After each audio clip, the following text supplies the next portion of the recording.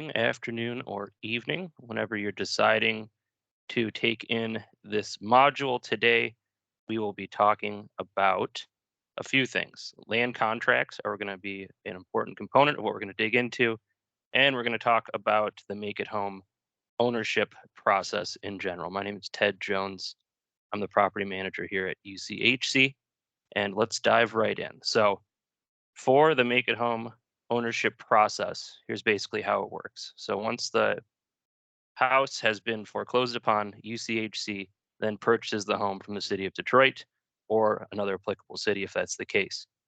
Once that is done, the city of Detroit deeds the property to UCHC, and we are then the owner of the property. At that point, you and us at UCHC will enter into a land contract, which we'll talk about more. At that point, the land contract is recorded with the city and county, which basically shows that you have ownership stake in the property as well. And once the land contract is paid in full, UCHC will then deed the property back into your name. So below is my contact information, my email, tjones@uchcdetroit.org. My phone number is 313-379-5088. So now we are going to dig into the nuts and bolts of the land contract itself. So once the property is deeded to us, as I mentioned, we will then put together a land contract with you. This is a sample of a land contract that we will sign with you. And basically, I'll walk you through it and kind of make it a little bit more digestible. So this first page, this is called the Memorandum of Land Contract. And basically, this is what we're going to record with the city. And this will show that you have equitable stake in the property. So pretty self-explanatory. The first part, the day we sign it, dated, and again, this is an example, May 20th of 2022, between the United Community Housing Coalition, a Michigan nonprofit, and hereafter referred to as the seller, whose address is 2727 2nd Avenue, Suite 313, Detroit, Michigan, and Marty Funkhauser, who is not a real person, just a placeholder, and same with the address. Obviously, not a real address, but this is where your name and address will go. So basically, this is just kind of a high level overview of the land contract itself, basically showing when it was signed. And then this is, again, the document that's going to be recorded after it is executed by you here, and then our executive director, Ted Phillips. So scrolling down, this is kind of more the nuts and bolts of the land contract itself. So same deal, signing date, the address, you. And so these are going to be in the one, the seller agrees to as follows. Um, basically, legal description of the property. It basically talks about the lot and any adjacent properties that come with it, etc. And then commonly known as your address and the tax identification number. So this next section basically stipulates um, the purchase price and then the repayment. So in this case, if it's an $8,000 purchase price, we're going to have a repayment of $500 per month on this one, which is due the first of the month. And if it's more than 15 days late, there's a $10 late fee that will be assigned to it. So in this case, and we will, talk about the payment. So it's not necessarily going to be $500. We'll work with you to figure out what's going to be best for your budget. But in this case, a $500 payment per month on an $8,000 purchase price would be paid in full after 16 months. So with the payment, the preferred method of payment is going to be an automatic deposit, withdrawal rather, and we'll have that form available for you to fill out. If that's not possible, then the other option would be a money order that could either be mailed or brought into our office. So those are kind of the two options, but again, we do prefer to get the automatic payment set up. It's easier for you, easier for us. So next section. So the purchaser agrees as follows: to purchase the land and pay the seller the sum aforesaid as provided above, basically saying you agree to make payments on the purchase price. And the next part here is to use, maintain, and occupy the premises as a residential property and in accordance any and all restrictions thereon. So basically, you need to occupy it as your primary residence and not, turn it into a business, etc. So section C here, basically, you just need to keep the house in good shape so that there aren't any blight tickets, safety issues, that kind of thing. And then D, you're responsible for all future taxes, assessments, liens on the land. So, you know, future property tax bills, you have to pay for them. Um, and to get an insurance policy that sufficiently covers the property, it needs to cover at least the value of the property. So, again, section E here, basically, you need to keep the property in good shape. That's the bottom line, really. So, moving on,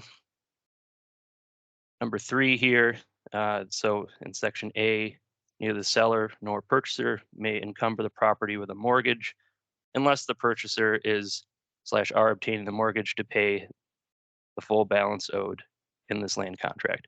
So basically, you can get a mortgage on the property, but it needs to have a payoff for us, so that basically you're taking care of the remaining balance on the land contract.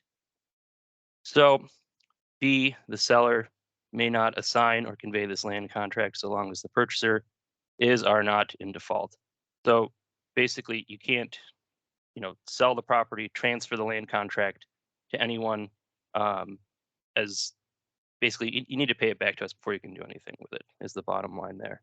And that's same with section C. If you do need to do something with it, if you're going to, sell it, or maybe a relative comes into play and they need a place, and life happens, you need to get our approval in writing to do anything with the property if there's a balance on it.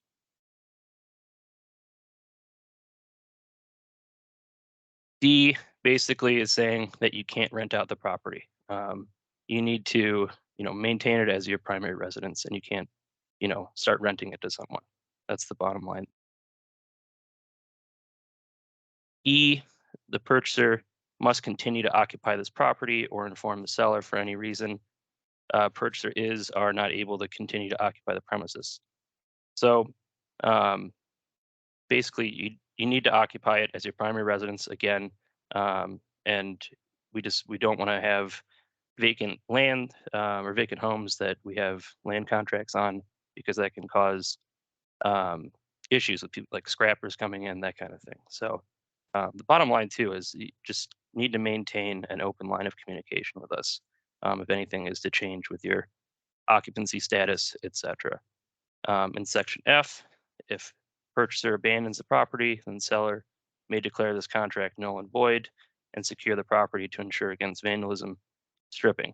So periodically, we may, come by the property and visually inspect it, or if we're getting mail returned back to us, would generally indicate, there's no one living there. And same thing here, where it says seller has had no in-person phone or email contact with us for 60 days or more. So we just need to stay in communication. If anything changes, things come up, just let us know. Otherwise, if we deem that the property is not occupied, we can take steps to re-secure the property in our name solely. In section F, the purchaser acknowledges that he, she, they have lived in the home for more than a year and is aware of all the conditions of the home and is purchasing it as is condition. So basically, just acknowledging that the house is in the condition that we it was the home is in condition that you started with. Like, there aren't any capital improvements, etc., that are going to be made on our end, and you're just aware of the condition of the home in general. In G, it's basically just talking about how the home was acquired through the Make It Home program, and it's pro bono work for us on our end. We're not looking to make any money. It's a long, kind of drawn out paragraph here, but that's basically all it's saying. And also saying that, again, it's as is. So any repairs, etc., um, that need to be done to the property are your responsibility. Same with any bills, water bills, taxes, any other liens. So when we purchased the home out of foreclosure, um, all of the liens on the property will have been extinguished, meaning that everything will have been taken care of. There's only one caveat to this, only one lien that may remain. This is extremely rare. There could be an IRS lien in some cases on that, on the property. Again, incredibly rare, but if that does pop up, we can help navigate that process with you. My contact information again was on that first slide. I'll show it again at the end, but you could certainly reach out to me and I could assist.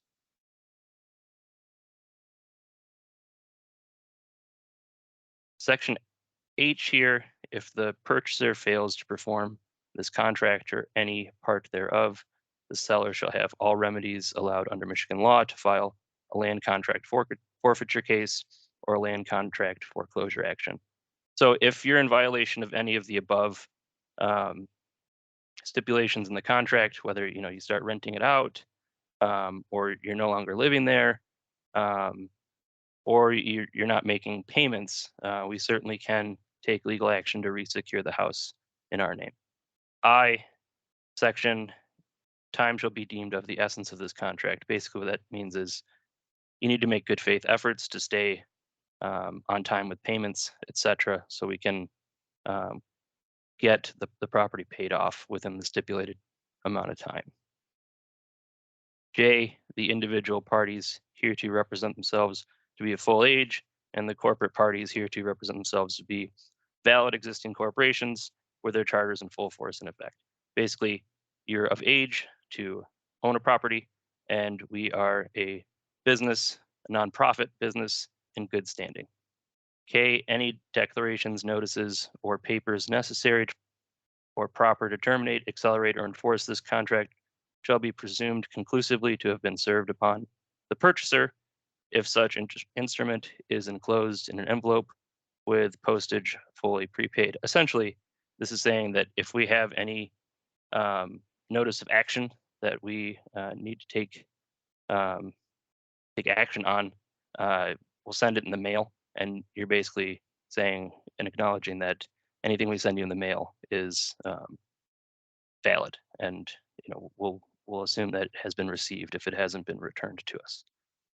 So L, this land contract that may include repairs. So in some cases, there's additional repair work that's done on the property after the inspection has taken place. And if there are additional repairs, etc., the cost for those will be rolled into the purchase price. This part basically is just the signing part. So Executive Director Ted Phillips signs here, purchaser Marty Funkhauser signs here, and it is notarized by our notary, Rebecca Stroud. So this is the last page. This is basically just talks about the Make It Home program and just kind of redescribes how the home was purchased, and it was through the Make It Home program. So hope all of that is pretty clear. Again, you have my contact information. You could certainly reach out to me if you have any questions. And as we go through the land contract itself, when we do the signing, we will certainly explain all of this again.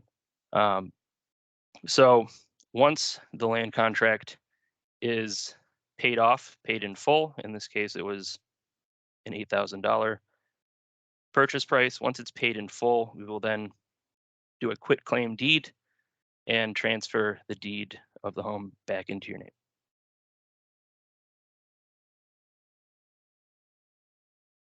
So again, here is my contact information. If you have any questions, you can feel free to call me or email me, but we'll certainly be talking in more detail once we get to the um, the point where the deed of the home is transferred from the city into UCHC's name, and then we have to do the land contract, put together a land contract with you, and do the signing.